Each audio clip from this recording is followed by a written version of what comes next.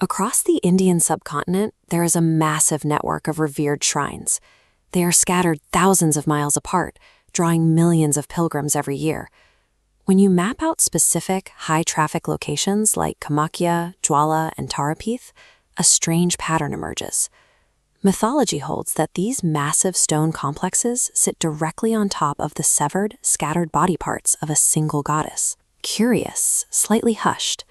To understand how pieces of a deity formed the map of modern worship, we have to look at how a violent collision of two opposing worldviews tore the universe apart. At the very beginning of creation, cosmic order was managed by Daksha Prajapati.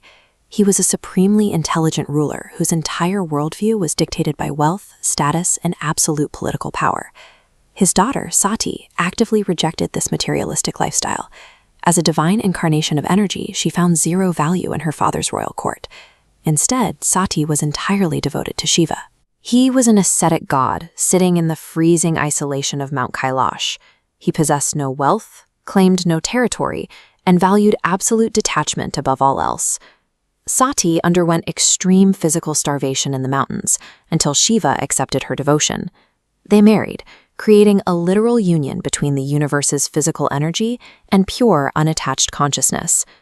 Sati's choice to marry an ash-covered ascetic over a wealthy king deeply humiliated Daksha.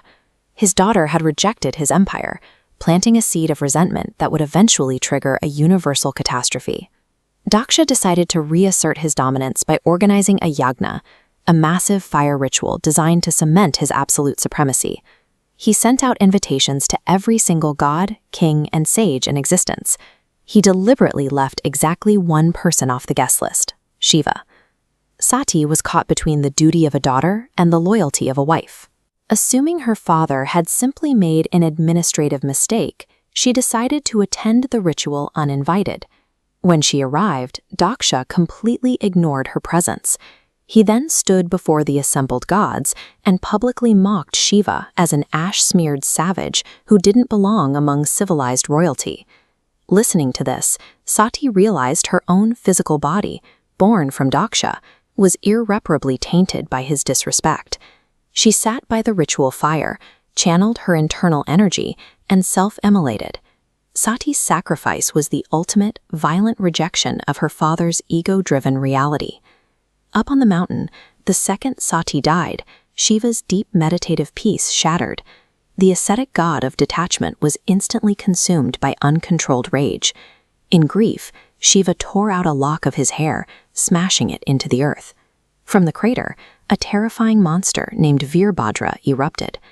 Veerbhadra descended on Daksha's grand ritual. He tore through the defenses, slaughtering the guests and ripping the architecture of the yajna apart. Moving directly to his target, Veerbhadra instantly decapitated Daksha in front of the surviving gods. The arrogant king was dead. But with Sati gone, Shiva's mourning began to untether his power from the cosmic order. When Shiva arrived at the ruined ritual site, he picked up Sati's charred body. Entirely consumed by his attachment, he began to wander the universe. Shiva is the god of destruction. With him trapped in an unending loop of sorrow, the cosmic balance broke. His grief began dragging the entire universe toward a premature end. To prevent the total collapse of creation, Lord Vishnu intervened. He deployed his divine weapon, the razor-sharp Sudarshan chakra, against his own ally. The spinning blade struck Sati's body repeatedly. It systematically severed her limbs, forcing Shiva to let go of his physical attachment, piece by piece.